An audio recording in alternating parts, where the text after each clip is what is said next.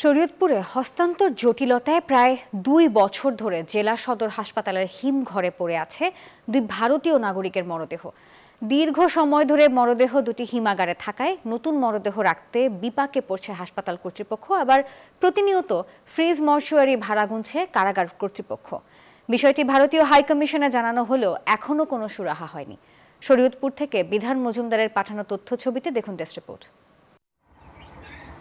শীত, গ্রীষ্ম, বর্ষা যায় বছর ঘরে, কিন্তু হিমাগারে থাকা ২ ভারতীয় মরদেহের কোনো সুরাহা মেলে না।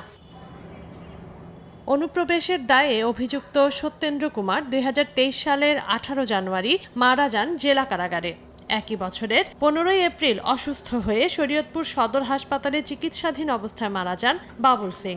এরপর থেকেই তাদের মরদেহ সদর হাসপাতালের হিমাগারে রয়েছে। আমি বগদা আছি, এই ডোম গর্তন আমার আইতা যাইতে হয়, এটারে ৩-৪ ভিড় করে দেখতে হয়। কারাগারের নির্দেশে আমরা এই বন্দির উপরে মরদেহ লাশের উপরে দীর্ঘ ১ বছর যাবৎ ডিউটি করে যাচ্ছি। আবার ৪টি মরদেহ রাখার ফ্রিজের ২টিতে মরদেহগুলো থাকায় জায়গা সংকটে এর সুবিধা নিতে পারছেন না স্থানীয় বাসিন্দারা। ভারতীয় হাইকমিশন থেকে এই লাশগুলোকে ডিসপোজ করার বা ভারতে নিয়ে যাওয়ার কোনো চেষ্টা বা উদ্যোগ গ্রহণ করা হয়নি। আমাদের যা মর্গের সংখ্যা সীমিত, সেহেতু এটা গভর্নমেন্ট সরকারিভাবে এটা সমাধান হওয়া উচিত দ্রুত।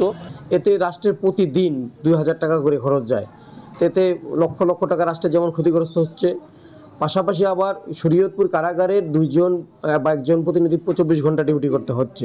জেল কর্তৃপক্ষ আমাদেরকে অবগত করছিল যে এই লাশগুলা অন্য জায়গায় ঢাকা মেডিকেলে বা কোথাও দেওয়া যায় কিনা।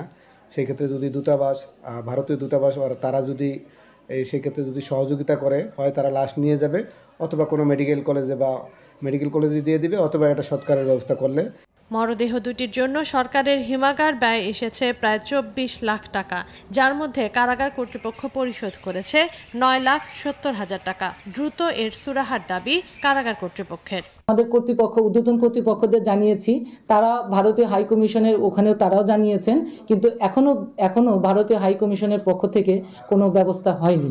সমস্যা সমাধানে দ্রুত ব্যবস্থা নেওয়ার আশ্বাস জেলা প্রশাসকের। সংশ্লিষ্ট ঊর্ধ্বতন কর্তৃপক্ষের সাথে যোগাযোগ করে এই দুটো লাশ হস্তান্তরের বিষয়ে কী করণীয় সেটা আমরা যত দ্রুত সম্ভব আমরা নিষ্পত্তি করার চেষ্টা করব ইনশাল্লাহ।